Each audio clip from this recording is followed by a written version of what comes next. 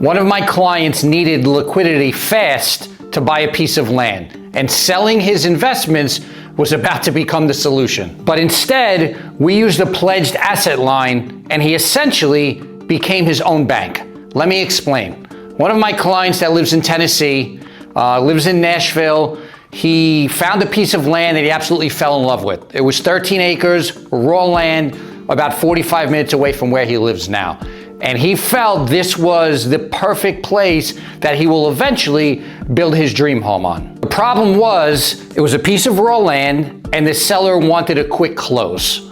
So as we know, getting financing on raw land is not always the easiest, it's not always the quickest, especially for a business owner who's self-employed. Now, he absolutely could have sold his investments, and he was prepared to do that. He needed $130,000 to close.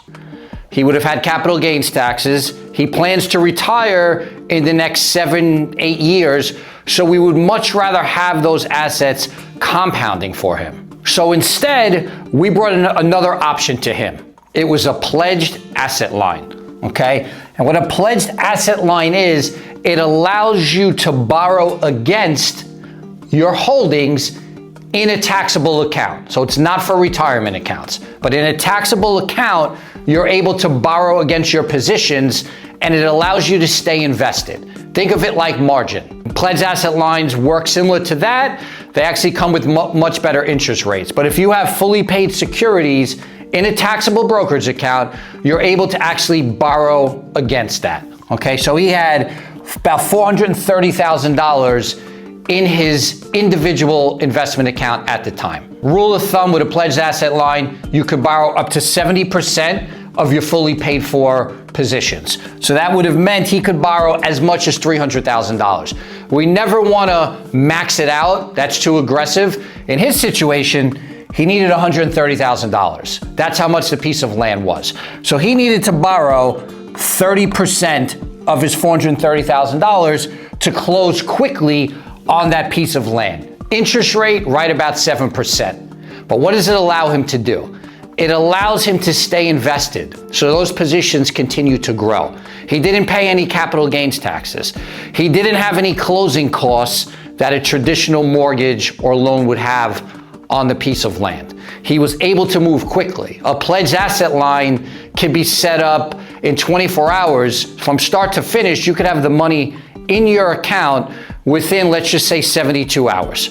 So it's a very easy, a very quick process, and you cut through all the red tape of trying to get approved on a mortgage, especially if it's raw land. So a few things to realize here. Yes, it's a loan. Yes, there are payments you have to make on it. You can do either interest-only payments. In his situation, his business is doing good. And what he plans to do over the next year, year and a half, is pay back that pledged asset line, that $130,000 that he took out to buy the piece of land. But he could also elect to just continue to pay interest payments. Okay, he could also, at any point in time, the market shoots higher, he can sell off some stock at a higher value and pay back the pledged asset line. So as a business owner, we always want to have options, and this gave him options to do that. Okay, this isn't for everyone. It doesn't mean if you have money in an individual account, go and take it out and spend it.